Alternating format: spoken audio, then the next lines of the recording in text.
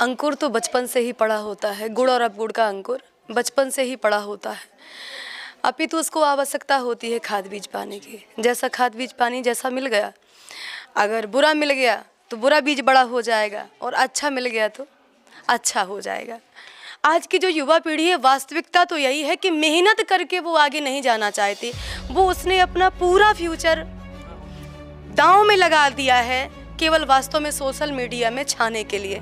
अब वो भी फालतू के इंस्टाग्राम में अपने वीडियो डाल नाच रहे हैं, कहीं फालतू का वीडियो बना रहे हैं। पैसा कमाने का ये तरीका थोड़ी ना है कि आज का जो युवा है, थोड़ा सा भी उसका कार्य अधूरा रह गया या उसका काम पूरा ना हो पाया, आप किसी भी क्षेत्र में उसको ले लीजिए, है ना, तो उसको लगता है कि अब मैं कुछ नहीं कर सकता, मुझे मर जाना चाहिए।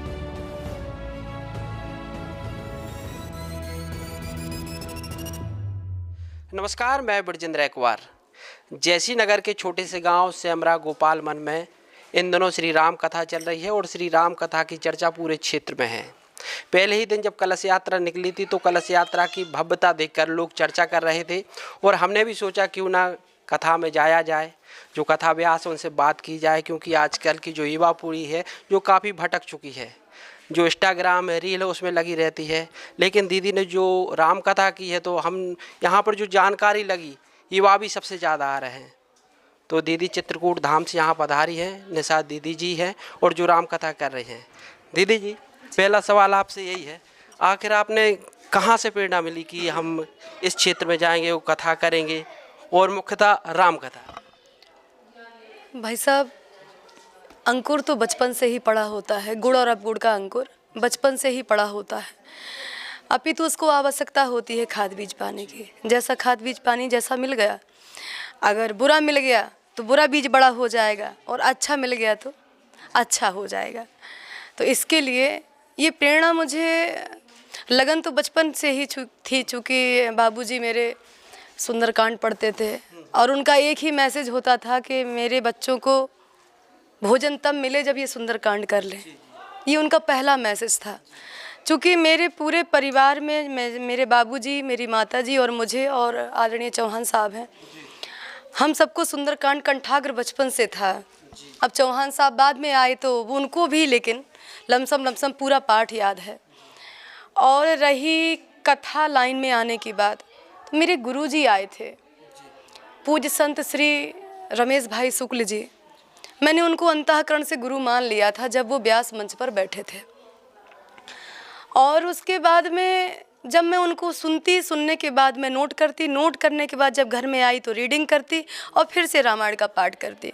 ऐसा करते करते सत्संग की एक ऐसी नींव है जिसका अनुसरण करने से आज मेरी दीवार खड़ी हुई है, राम कथा रूपी, सत्संग रूपी। कितने साल हो गए कथा? मुझे 20 साल हो गए भाई साहब। हाँ, मैंने इंटर के बाद से इसे प्रारंभ किया था। हाँ, ग्रेजुएशन किया है मैंने और वो भी पढ़ाई करती थी, लेकिन उस पढ़ाई में मेरा ज़्यादा मन नहीं लगता था। बस ये है कि हाँ, डिग्री है लेकिन वो नाम की है, क्योंकि परमात्मा इस लाइन में बुलाना चाहते थे, इसलिए वहाँ मन नहीं लगा। देखा जाए आप भी एक युवा हैं, आज युवा अपन देखते हैं कि लोग सोशल मीडिया पर ज़्यादा रहते हैं, धर्म के क्षेत्र में कम ध्यान देते हैं, तो इसको आप कैसे देखती हैं? युवाओं से आप क्या कहेंगे? भैया, मैं एक बात कहूँ, देखो, जैसे सब लोग कहा करते हैं ये अर्थ का ज़माना है ना। अर्थ का ज़माना तो है, बिना अर्थ के तो देखो कुछ भी नहीं होता, चाहे धर्माचार हो, चाहे युवा हो, कुछ भी हो। लेकिन अब रही बात अर्थ कैसे कमाया जाए, ये प्रेरणा सबके अंदर अच्छी नहीं बैठ रही है आज के हिसाब से। आज की जो युवा पीढ़ी है, वास्तविकता तो यही है कि मेहनत करके वो आगे नहीं जाना चाहती। वो उसने अपना पूरा फ्यूचर दांव में लगा दिया है केवल वास्तव में सोशल मीडिया में छाने के लिए। अब वो भी फालतू के इंस्टाग्राम में अपने वीडियो डाल नाच रहे हैं, कहीं फालतू का वीडियो बना रहे हैं। पैसा कमाने का ये तरीका थोड़ी ना है, पैसा ऐसे नहीं कमाया जाता। लेकिन हाँ, ज़रूरी नहीं है कि सब भाई हमारे यही काम कर रहे हैं। आज भी आदर्श घरों में रील नहीं बनती हैं। जिसके घर में भी आदर्श स्थापित है, उसके घर के बच्चे, उसके घर की बहुएं इस तरह की फालतू रील नहीं बनाते, मेहनत करते हैं, पढ़ाई करते हैं, तब वो आगे निकलते हैं। वर्तमान में देखा जाए जो युवा हैं, कई खबरें सुनते हैं, हम लोग भी कवर करने जाते हैं, कई युवा हैं और आत्महत्या कर ली, अवसाद में आ गए। तो ये पीढ़ी जा कहाँ रही है? जब भगवान ने जीवन दिया है तो इस तरह से जीवन खत्म करना कहाँ तक ठीक है? युवाओं से क्या कहेंगे इसके? साहब देखिए, हम तो ये जानते हैं हमारे प्रभु श्री मर्यादा पुरुषोत्तम श्री राम जितना संघर्ष किए हैं, वो भगवान जन्म से नहीं हुए थे। उनको तो भगवान होना उनकी माता ने, उनके पिता ने और वशिष्ठ जी ने इत्यादि महापुरुषों ने पहचाना था, बाकी संसार उनको भगवान के रूप में नहीं जानता था। उन्होंने संसार में अपने आप को भगवान के रूप में इसलिए स्थापित कर पाया क्योंकि उन्होंने संघर्ष किया। और जितना संघर्ष हमें लगता है भगवान कृष्ण, भगवान राम ने किया, आज की कोई युवा पीढ़ी नहीं कर सकती। भगवान कृष्ण के बेटे, जब भगवान कृष्ण ने जाना कि यहाँ पे अधर्म हो रहा है, मेरे ही द्वारिका में अधर्म हो रहा है, मेरे ही बच्चे धर्म कर रहे हैं, तो अब सोचिए भगवान ने ऐसी माया प्रेरणा की कि वो बच्चे आपस में लड़ करके मर गए, है ना, आपस में मर गए, क्योंकि भगवान जानते हैं कि अधर्म हो रहा था। मैं इतना जानती हूँ कि आज का जो युवा है, थोड़ा सा भी उसका कार्य अधूरा रह गया या उसका काम पूरा ना हो पाया, आप किसी भी क्षेत्र में उसको ले लीजिए, है ना, तो उसको लगता है कि अब मैं कुछ नहीं कर सकता, मुझे मर जाना चाहिए। और भगवान श्री राम कृष्ण ने क्या किया? जेल में पैदा हुए, है ना, कंटक में, कंकड़ों में, पत्थरों में भगवान श्री राम सोए, कंदमूल फल खाए। उनको लगना चाहिए था कि मेरी माता ने मुझको वनवास दिया है, मुझे मर जाना चाहिए, है ना। अरे जिसके ताज सुबह रखने वाला हो सर में और उसके बाद में तुरंत खबर आती है 2 घंटे पहले, 2 घंटे बाद में ताज रख रहा है और 2 घंटे पहले खबर आ रही है कि राम जी को राजा तो बनाया जाएगा लेकिन जंगल का।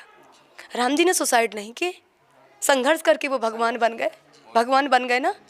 इसके लिए जो आज की युवा पीढ़ी है, हम इतना जानते हैं कि वो कायर है, 50% युवा कायर है। इसलिए वो ये नहीं देखता कि परमात्मा ने मुझे कितना अच्छा रूप दिया है, मुझे कुल खानदान दिया है। सबसे बड़ी दौलत होती है भाई साहब अपने हाथ और पैर। अगर इस पर कोई एक बार बिलीव करके देख ले तो वो कुछ भी कर सकता है, मरने की आवश्यकता नहीं है, लेकिन नहीं करता। दीदी, जो कर्म है और भक्ति है, इसमें किसे आप श्रेष्ठ मानती है? कर्म को, कर्म द्वारा भक्ति पाई जाती है। हाँ, कर्म कैसी? कर्म ऐसे भाई साहब, कर्म हमें सिखाते हैं हमारे माँ बाप। जब हम पैदा होते हैं, हमारे न्यू हमारे माँ बाप स्थापित कर देते हैं कि बेटा इस लाइन में चलना है। जैसे कहते हैं लकीर का फकीर, एक बहुत अच्छा वाक्य है शब्दकोश में, हिंदी शब्दकोश में, लकीर का फकीर।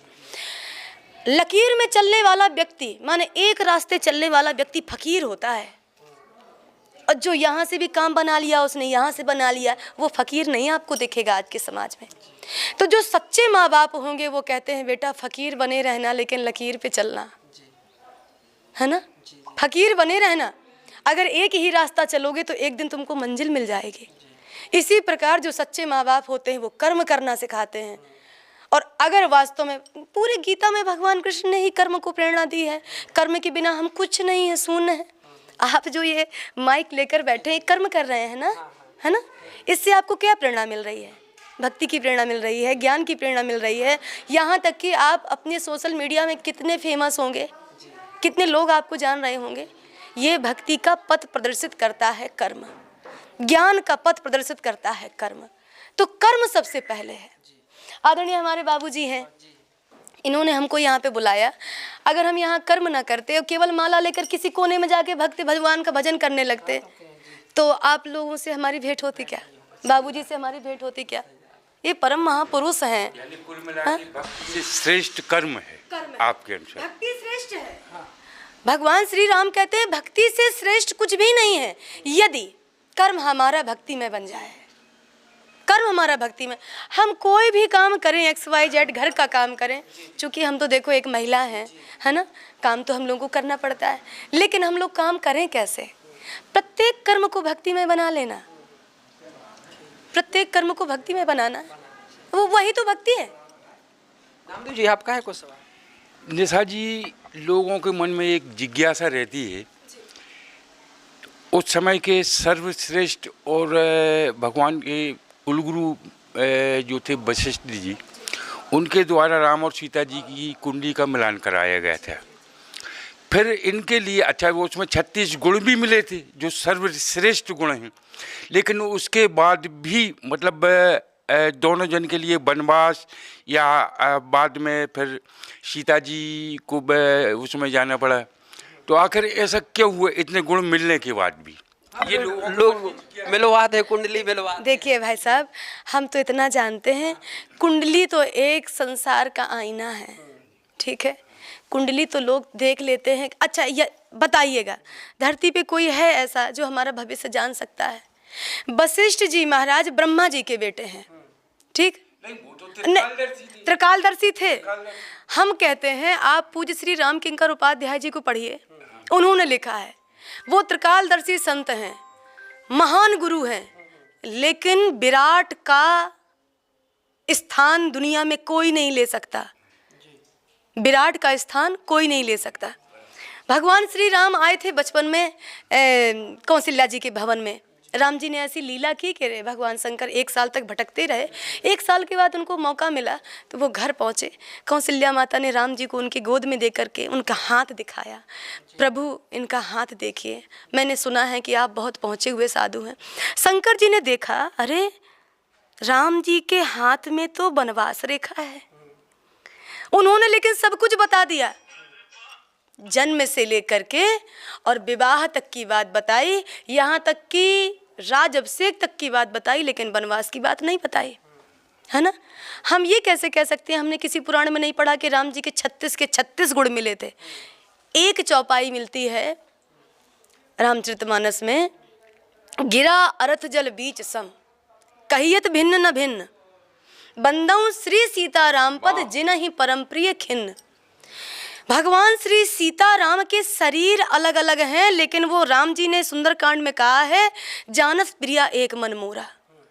ये 2 दिख रहे हैं, है नहीं है। अगर एक होता, आप सोचिए, अगर ये अलग अलग होते तो आप ये मानिए कि राम जी वहीं बैठे बैठे रावण का वध कर देते। वहीं एक जगह बैठे बैठे सीता की आवश्यकता क्या पड़ती, है ना। इसके लिए कह रहे हैं कि भगवान श्री राम का वनवास जो हुआ, बिछोए जो हुआ, देखिए हम तो इतना जानते हैं, भगवान कहते हैं मेरी बात झूठी हो जाए, लेकिन साधु की बात झूठी नहीं होनी चाहिए, है ना।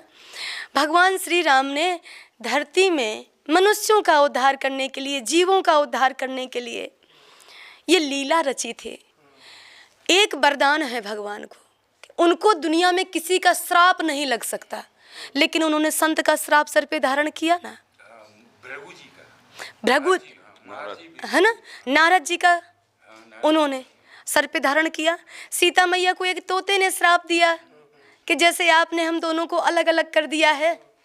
वो जो मादा तोती थी वो गर्भ से थी, है ना, उसको बंद कर लिया उन्होंने। सीता मैया ने, कहता है तोता बाहर से रोता रहा, तो उस मादा पक्षी ने कहा कि मुझे छोड़ दीजिए, मैं अपने पति का वियोग नहीं सह पाऊंगी।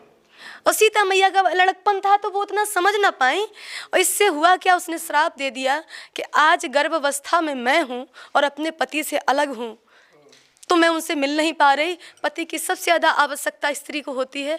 मैं श्राप देती हूँ, जब आप गर्भ से होंगी तो आप भी अपने पति से अलग हो जाएंगे। भगवान लीला करने के लिए दर्शाते हैं कि मनुष्य योनि में आए हैं तो केवल कुंडली काम नहीं करेगी, हम प्रारब्ध में क्या करके आए हैं इसे कौन देख पा रहा है ना। वशिष्ठ जी ने दशरथ जी से कहा, जब दशरथ जी गए हैं कि महाराज मैं चाहता हूँ कि मेरे मरने से पहले एक बार में राम जी का राजअभिषेक होते देख लूं। तो वशिष्ठ जी महाराज को बता देना चाहिए था, अगर वो त्रिकालज्ञ हैं, सही है ना, तुरंत बता देना चाहिए कि महाराज आप भ्रम में मत रहिए, राम अभी नहीं 14 वर्ष के बाद राजा बनेंगे। ऐसा क्यों? क्योंकि वो जानते थे कि राम जी को जो लीला करनी है, कुछ गुप्त चीजें ऐसी हैं मैं नहीं कह सकता, लेकिन उन्हें इशारा कर दिया है कि बेग विलंब न करिए नप, सुबह राम का राजअभिषेक नहीं है, वनवास है, तो बेग विलंब न करिए नप।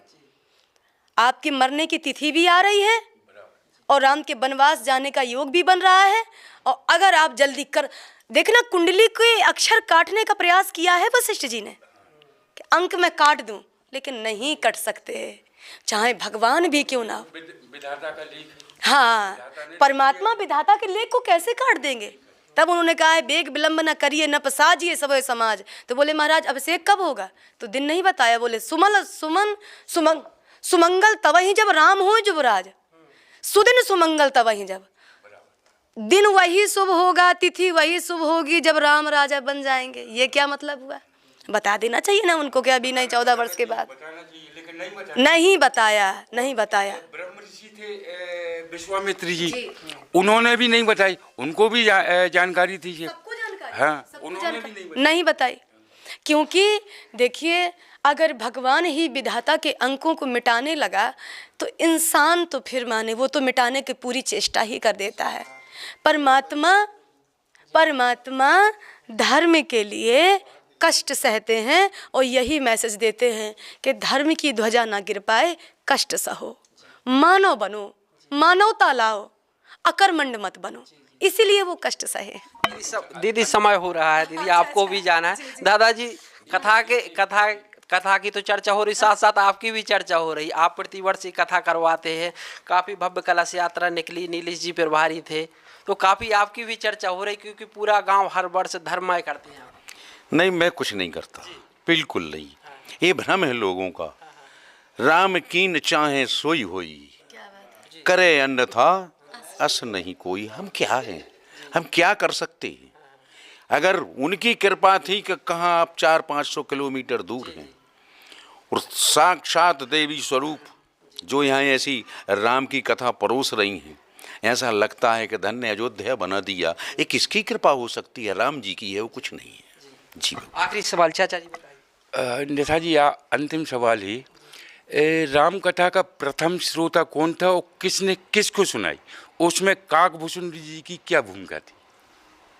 देखिए प्रथम श्रोता यदि आप कहें तो माता पार्वती ही है। अब बाकी फिर उसके बाद में भगवान शंकर ने प्रसाद सबको बांटा है ना। सो शिव काकभूषण नहीं दीना है ना। पार्वती जी ने शंकर जी को दिया, उसके बाद में काकभूषण जी को दिया। अब भगवान शंकर की महानता तो ये है कि अपने चेले को ही कथा देते हैं, वो चेले के यहाँ ही हंस बनकर के कथा सुनने जाते हैं। ये भगवान शंकर की महानता है। जी जी दीदी बात करने के लिए और समय देने के लिए बहुत बहुत भैया आप सबको भी काफ़ी अच्छी बात हुई। और धर्म से आज हम जो खबर तो हम लोग डेली दिखाते हैं, लेकिन आज जो धर्म की बात हुई काफ़ी अच्छी युवाओं को प्रेरणा मिली होगी और दीदी ने काफ़ी समय दिया। तो कैमरा पर्सन राम के साथ मैं ब्रजेंद्र एक्वार, ग्राम सेमरा गोपाल मन, जयसी नगर। ठीक है।